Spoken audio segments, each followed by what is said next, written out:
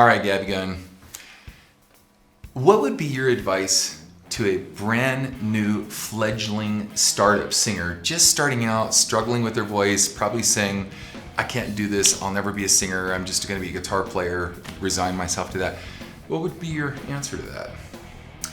I think that I can relate to sort of the overwhelming feeling that can come from that.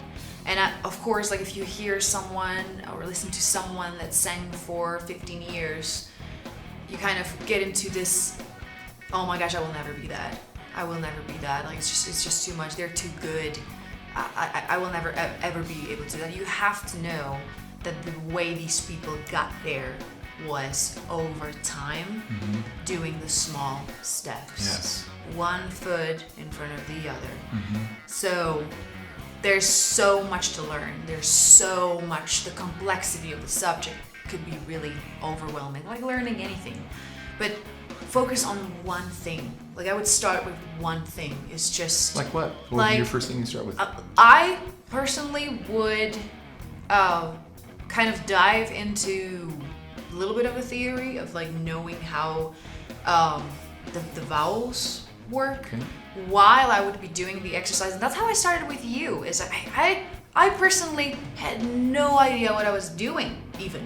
I didn't even speak English, actually. The way we had the Skype lessons where... I know, it's seeing these vowels and you imitate them. I was imitating him. Yeah. I couldn't even understand English 10 years ago. I didn't speak that language, but I knew the only way to get there was, well, I cannot speak his language, but I can hear what he's doing and I can sort of mimic everything that he's doing. I got the exercises, I got the homework. I didn't know everything. I couldn't even study. And didn't you take it to one of your friends and ask them Yeah, what we did, we recorded the Skype sessions. I had it recorded, I sent it to my friend. She translated the whole thing into a transcript. For me. Then I played the video and I'm like, oh my gosh, like now it really makes sense. Like I know what he's talking, sort of getting that information. So yeah, try to think of that. So even when I kind of didn't understand theoretically what is it about, I got the homework, I got to do the scales, all the warm-ups, and I sort of just tried to mimic what you were doing, and it still was growing my voice. But so you were at such a disadvantage. I mean, you didn't even speak the language, nothing. No, nothing. So here you were, disadvantaged, from another country, a small village in the Czech Republic, and yet you still had the tenacity to want to put one step in front of the other. That's the only way, because if I would look at it like, oh my gosh, like now I need to learn culture and language, and like I cannot even sing. Technically, like I have to learn the whole way how to sing now. So it would be really overwhelming. So intimidating. Very, very. And then it's so easy to quit. You're just like, oh my god, it's too much. I'm done.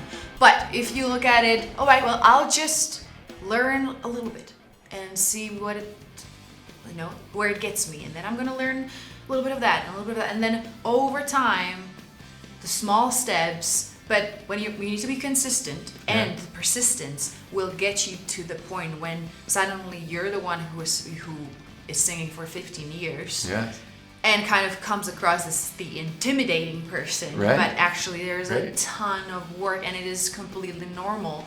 I mean, we're just kind of making it so normal. Even in the movies, have you noticed? Like they're just making these superheroes that are just born.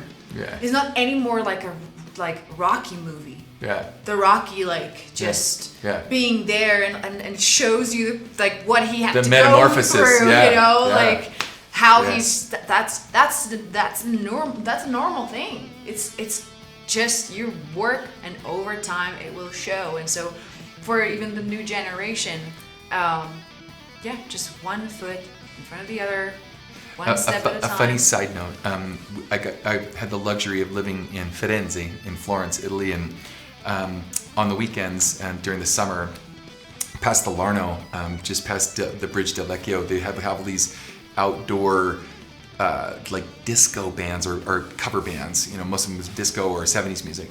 And so I remember I took Lynette one time because there was one band that was really good. There was this girl singer. She was crushing it. She was singing Diana Ross. She was singing, just all the great, R&B, soul R&B singers. And so I couldn't help myself because I wanted to give them a tip because they didn't get tipped off. And so I went up to give her a tip and I said, "Can I give you something?" She panicked. She didn't speak a word of English. Not a word. But I could not tell. She mimicked everybody, Donna Summer and all these, Pat Benatar, like all these artists. She mimicked them so good. Me as a vocal coach could not tell. I couldn't even hear an accent. She mimicked them but she could not speak a word of English. And just because she studied the vowels, she studied the phrasing, she studied their voices, So that's a lesson to all of us. Yeah, anyway, absolutely. One step in front of the other. No, baby steps. Yeah, absolutely. You can do it. It is just, you have to have that attitude. Yes. That's all it takes. Yep. That's good stuff.